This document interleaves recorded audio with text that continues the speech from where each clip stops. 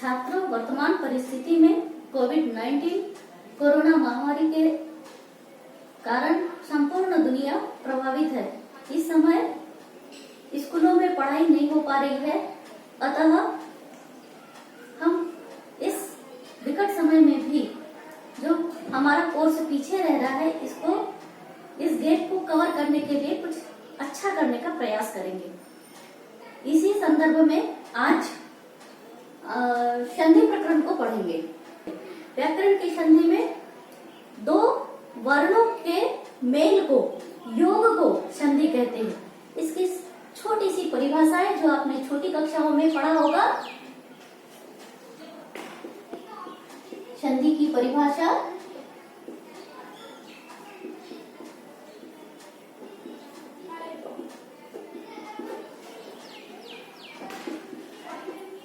दो वर्णों के मेल या फिर योग को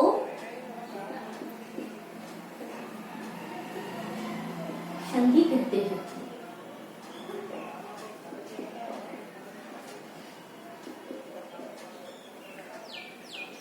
ये आपने छोटी कक्षा में पढ़ा होगा, लेकिन हम दूसरी परिभाषा देखें।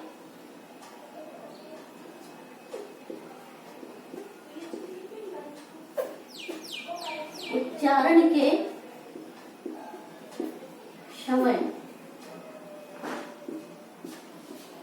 दो वर्णों के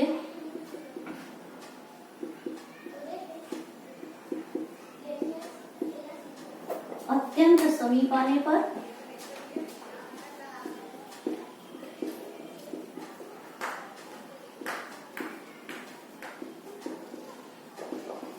उनमें जो विकार या परिवर्तन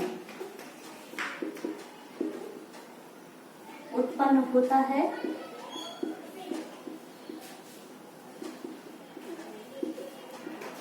उसे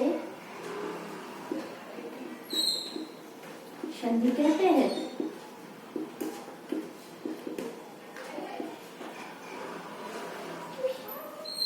इस परिभाषा से स्पष्ट होता है कि जब हम बोलते हैं तो उच्चारण करते हैं, उस समय दो वर्णों के वर्ण यानी अक्षर, दो कोई भी वर्ण अक्षर के अत्यंत समीप आने पर उनमें जो भी बदलाव या परिवर्तन आता है और उस परिवर्तन को भी संधि कहते हैं। इस परिभाषा से हम चार परिभाषा बना सकते हैं।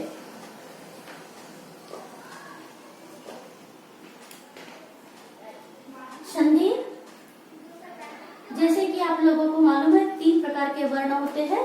वर्णों के अनुसार तीन प्रकार की संधि भी होती है। पहली संधि होती है स्वर संधि,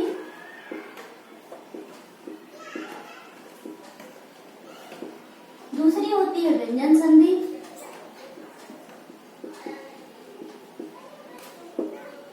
तीसरी संधि होती है विसर्ग संधि।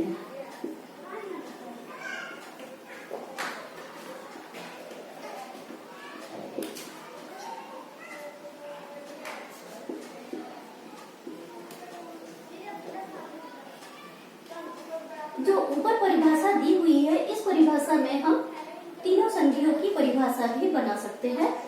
स्वर संधि की यदि हम परिभाषा बनाते हैं तो उच्चारण के समय दो वर्णों की जगह पर हम स्वरों लिख दें। दो स्वरों के अत्यंत समीप आने पर उनमें जो विकार या परिवर्तन उत्पन्न होता है, उसे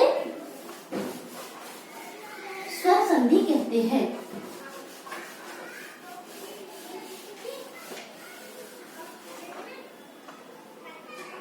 यहाँ हो जाएगा स्वर संधि। अब हम व्यंजन संधि की परिभाषा बनाते हैं। उच्चारण के समय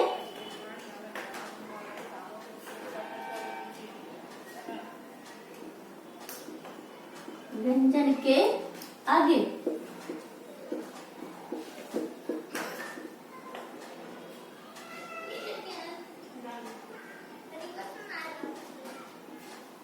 स्वर या व्यंजन के अत्यंत समीप आने पर उनमें जो विकार या परिवर्तन उत्पन्न होता है उसे यहां हो जाएगा व्यंजन संधि। व्यंजन संधि कहते हैं। अब हम परिभाषा बनाएंगे विसर्ग संधि की। विसर्ग संधि उच्चारण के समय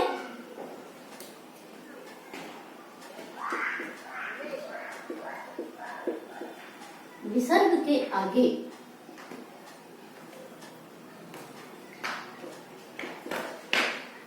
स्वर या व्यंजन के अत्यंत समीप आने पर उनमें जो विकार या परिवर्तन उत्पन्न होता है उसे विसर्ग संधि कहते हैं।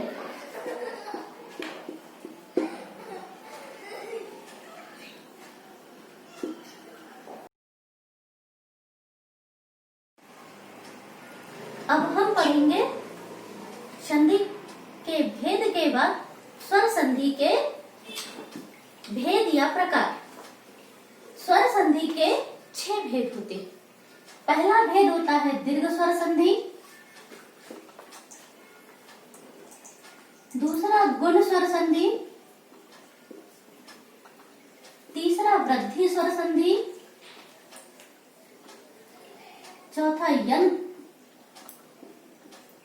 और पांचवा है अयादी स्वर संधि।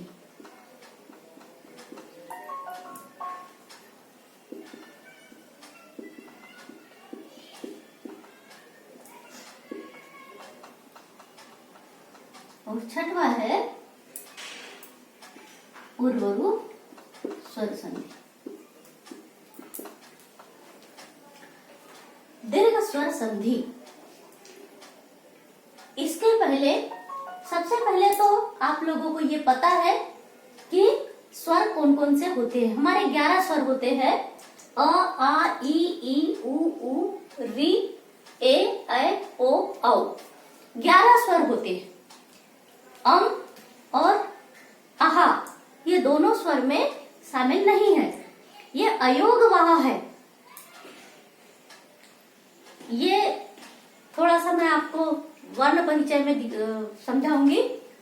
अ, आ, ई, उ, री या ये री, ए, ऐ, ओ, औ। अनुस्वर और आहा विसर्ग। इसमें अ, ई, उ, री ये है ह्रस्व स्वर। अ, ई, उ, री। दीर्घ स्वर है आ, बड़ी ई, उ और री। और जो ये 4 अक्षर है, ये 4 अक्षर संयुक्त स्वर कहलाते हैं।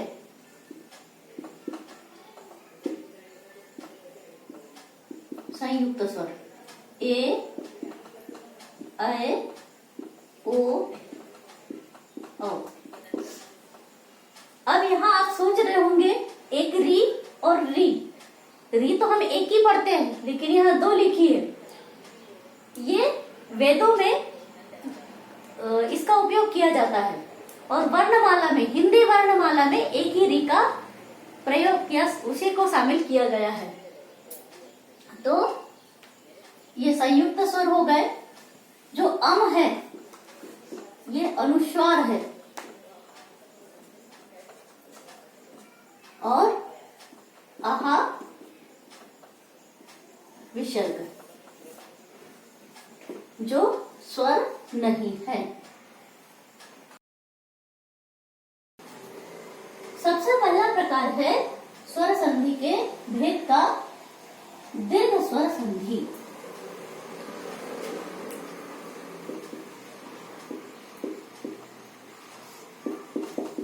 दीर्घ स्वर संधि जैसे कि नाम से ही स्पष्ट है, दीर्घ अर्थात जिस स्वर संधि में दीर्घ अक्षर बन जाए दीर्घ वर्ण बन जाए वो दीर्घ स्वर संधि होती है। अर्थात जो दीर्घ आ, बड़ी ई, बड़ा ऊ और बड़ी री जहां बन जाए, योग करने के बाद वो दीर्घ स्वर संधि होती है। जैसे अ आ से आ बन जाता है, ई से बड़ी ई बन जाती है, ऊ से बड़ा ऊ बन जाता है, और री और बड़ी री से बड़ी री बन जाती है। तो दीर्घ स्वर संधि में अ, बड़ी ई, बड़ा ऊ और री बन जाती है। अब इसका जो नियम है, नियम हम इस प्रकार का देख ले।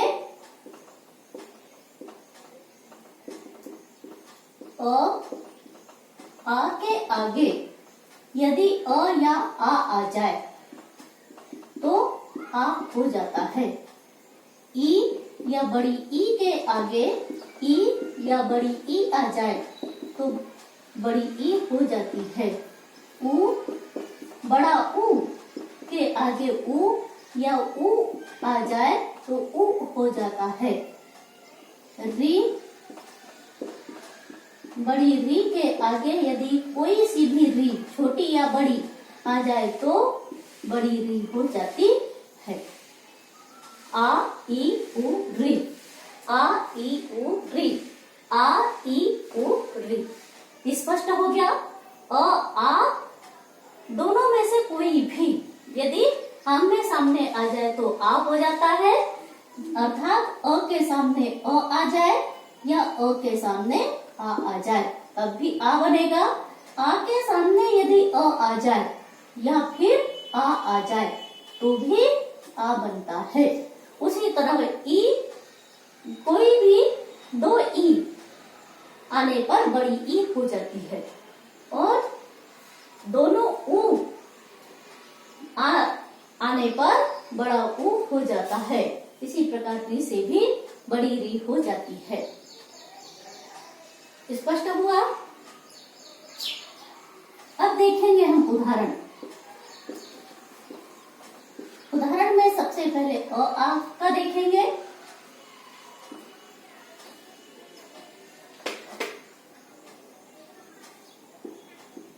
शिव धन आलय।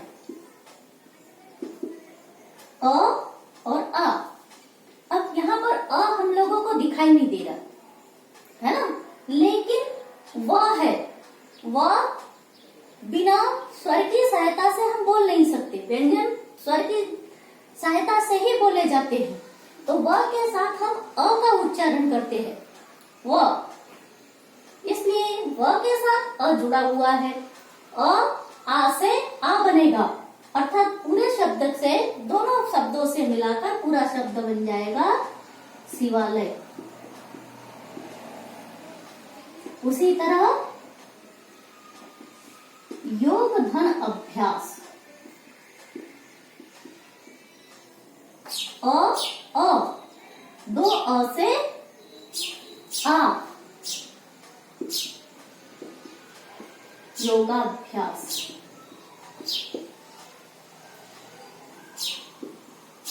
देख धन अंत,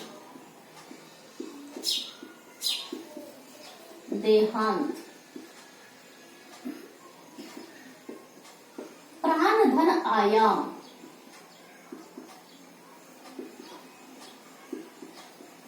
प्राणायाम।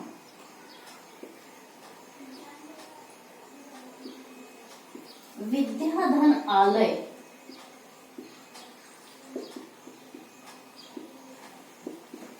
विद्यालय। यहाँ आप ध्यान से देखिए, बीच में आ रहा है। इससे स्पष्ट क्या हुआ कि यहाँ दो वर्ण मिलने पर बड़ा आ बन जा रहा है। इसी प्रकार ये तो हो गया संयोग, मेल या संधि बनाना। अब हमको आना चाहिए संधि विच्छेद करते हुए। संधि विच्छेद का मतलब यहाँ पर ये जो विद्यालय है इसमें दो पद मिले हुए हैं, तो दो पद को अलग अलग करना है, संधि विच्छेद करना है।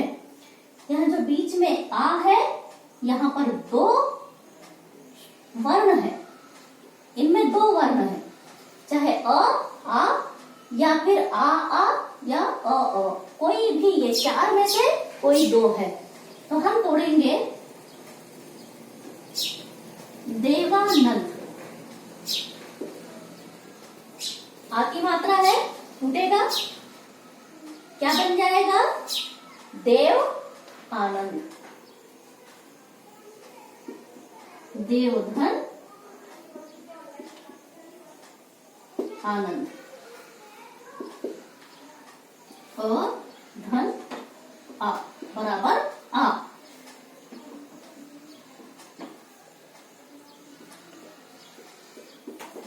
परमानंद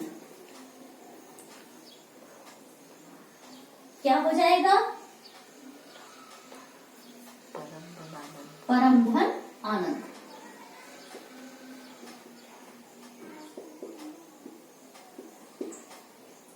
चांदी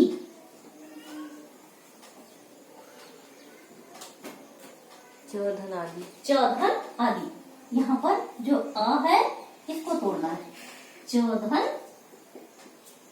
आदि। ये हो गई अ वाली। अब देखेंगे ई के उदाहरण। ई से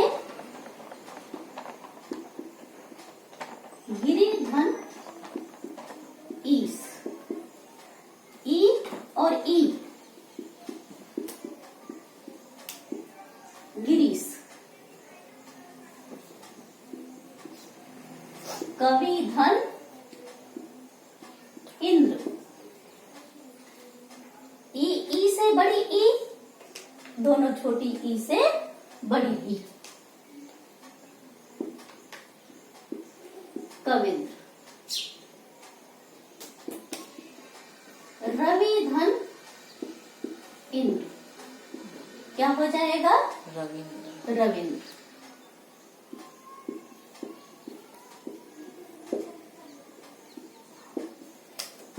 मुनि धन इंद्र। संधि करिए। मुनिंद्र। कौन सी मात्रा? बड़ी की मात्रा। आप सभी में देखोगे, सब में बड़ी की मात्रा, एक में सब में देखोगे एक चीज कॉमन है, बड़ी की मात्रा, अर्थात बड़ी की मात्रा हो जाती है। अब हमको तोड़ते हुए भी आना चाहिए। कपीस बड़ी की मात्रा है, अर्थात इसमें दो ई है, कोई भी दो ई इनमें से तोड़ के देखिए क्या बनेगा? कपीधन ईस। तो इस प्रकार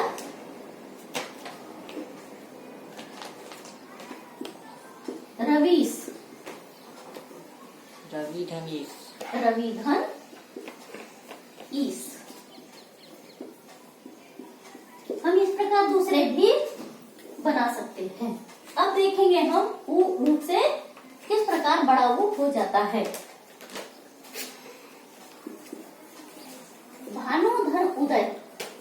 भानुदय बराबर भानुदय।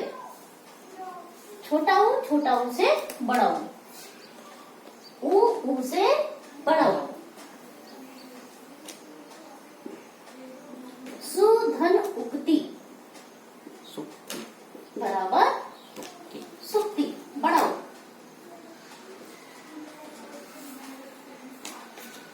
भूधन ऊसर।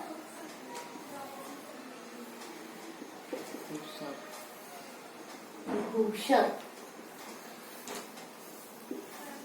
वधूधन उत्सव।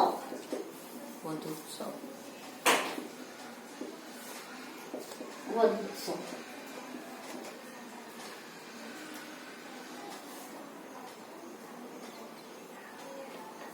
अब बचा है हमारे पास री से कैसे बड़ी री बन जाती है। तो री से बड़ी री बनाने के लिए यहाँ थोड़ा सा स्पेस बना लेते हैं।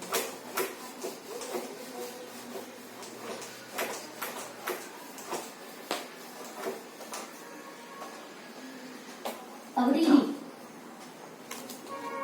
देवधन ऋषि देव ऋषि और नहीं देवर से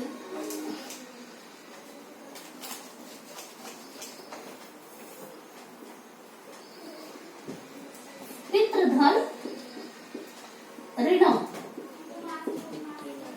री और री दो छोटी री इससे हो जाएगा बड़ी री।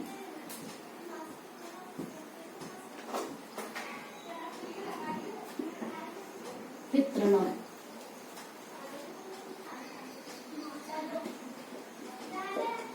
मातृधन ऋणम बराबर दो री से बड़ी री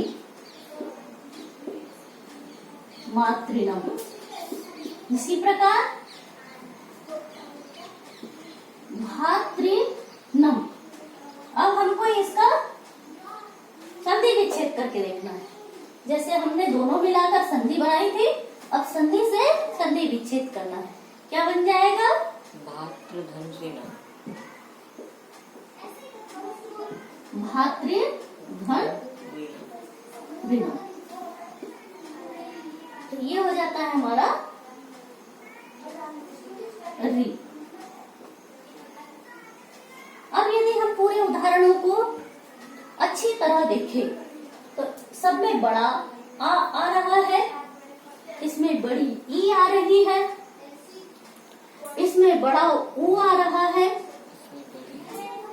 वधुत्सव, यहाँ गलती हो गई, वधुधन उत्सव वधुत्सव। और यहाँ पर बड़ी भी आ गई भातृधन ऋणम। और इस प्रकार दीर्घ स्वर संधि की सबसे बड़ी पहचान यही है कि बीच में यदि बड़ा वर्ण आता है, बड़ी मात्रा आती है, क्योंकि स्वर की मात्रा होती है तो बड़ी मात्रा आती है अर्थात बड़ा वर्ण आता है तो दीर्घ स्वर संधि होती है। देख लीजिए आप, यदि बड़ी की मात्रा है, बड़ा ऊ है या आ की मात्रा है या फिर बड़ी री है तो निश्चित ही दीर्घ स्वर संधि है। अगली संधि है गुण स्वर संधि। इस संधि में भी हम यहीं तक लेंगे। अब हम आ का योग ई ऊ और री के साथ करेंगे। अ के आगे यदि ई आ जाता है तो ए बन जाता है। आ के आगे यदि ऊ या ऊ आ जाए तो ओ बन जाता है। और आ के आगे यदि री या बड़ी री आ जाए तो अर हो जाता है। तो गुण स्वर संधि में ए ओ अर। क्या परिवर्तन हुआ गुण में? ए ओ और यही चीज हमने देखी थी कि ए ओ संयुक्त अक्षर है। ए बना किससे? अ और ई से। ओ किससे बना? अ और ऊ से। तो इस तरह ये जो संयुक्त अक्षर है ये ए ओ होता है गुण में। अब इसका जो नियम है, नियम ये इस प्रकार है, हम गुण स्वर संधि पढ़ रहे हैं। आ के आगे यदि ई या बड़ी ई आ जाए तो ये हो जाता है। या आ के आगे यदि ऊ या ऊ आ जाए तो ओ हो जाता है।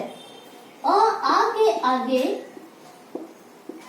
यदि री आ जाए, कोई सी भी री, तो अर हो जाता है। यही चीज है यहाँ पर भी। अ ई से ए, अ ऊ से ओ, अ री से अर। अ ई से ए, अ ऊ से ओ, अ री से अर। ए ओ अर।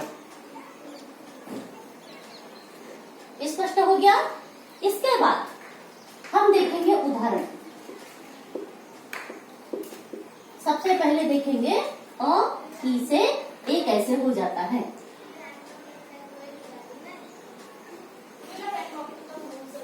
रमाधन ईस, आ और ई से ए रमेश, रमेश। गण धन ईस, गणेश, ये हो जाता है गणेश। सुरधर इंद्र, सुरेन, अ और ई से ए सुरेन।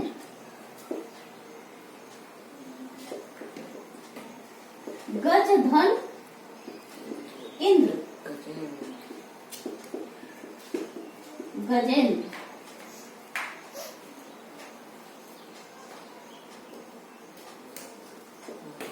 महाधन ईश्वर, महेश्वर, महेश्वर।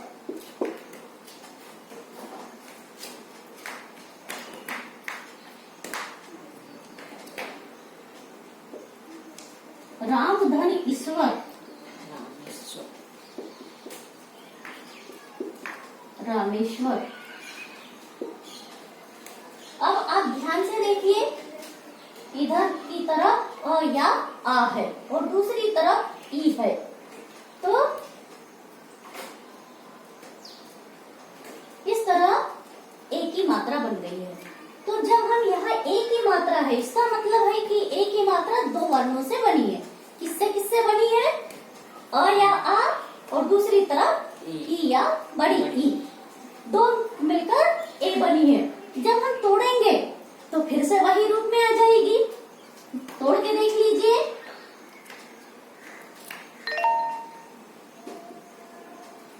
राकेश,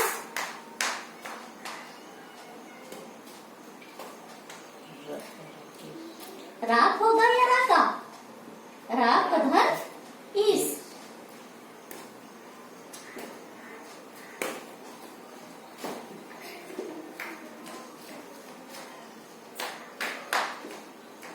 राजेश, राजधनीश, राजधन ईश, ईस, राजेश।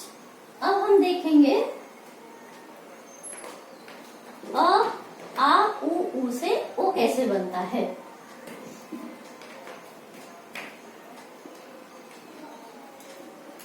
नवधन उदय, नवोदय, अ उ से ओ, नवोदय, नवोदय। सर्वधन उदय, सर्वोदय, सर्वोदय।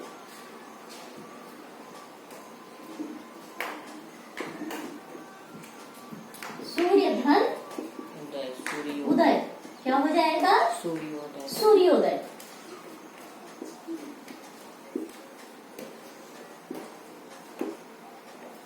अब यदि हम ध्यान से देखें तो सब में ओ बन रहा है। अ उ से ओ। अब ओ किससे बना है? अ उ से। तोड़ेंगे तो फिर से वही रूप में आ जाएगा।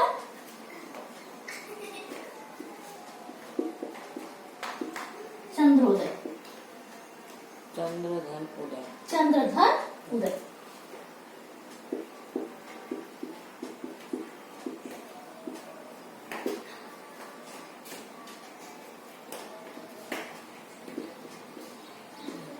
महोदय, महाधन उदय, महाधन उदय।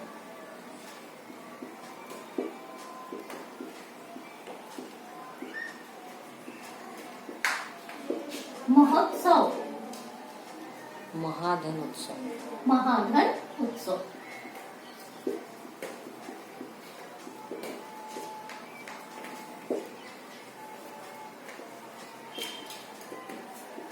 भाग्योदय, भाग्यधन, भाग्योदय, भाग्यधन उदय, भाग्यधन उदय।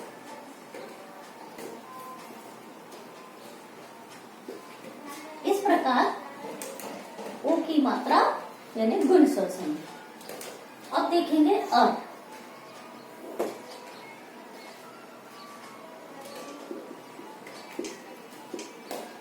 ब्रह्मधन ऋषि। ब्रह्मा अ और ऋ, अ और ऋ से अर्। ब्रह्मण सी। ब्रह्म में ये देवधन ऋषि ऋषि, क्या बन जाएगा? देव ऋषि। देवर्षि।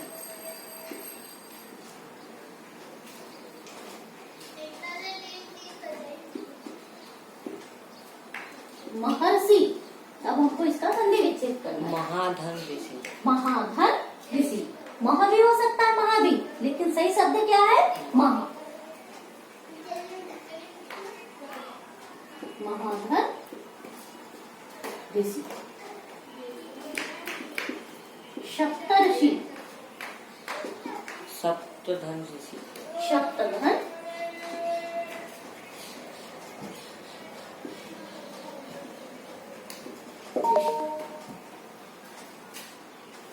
तो इस प्रकार ये हो गया अ। एक बार पुनरावृत्ति करते हैं। अ आके आगे ई आए तो ए हो जाता है, अ आके आगे उ आए तो ओ हो जाता है, अ आके आगे री आए तो अर हो जाता है। ए ओ अर याद रखना है। यदि बीच में हमको ए मिले, ओ मिले या अर मिले तो निश्चित है हमको पहचान कर, शब्द देखकर गुण स्वर संधि लिख देना है या निकाल लेना है। हमको ज्यादा देखने की जरूरत नहीं है, केवल एक ही ओ के और अर देखना है गुण स्वर संधि। तो शब्द में क्या रहेगी? गुण स्वर संधि।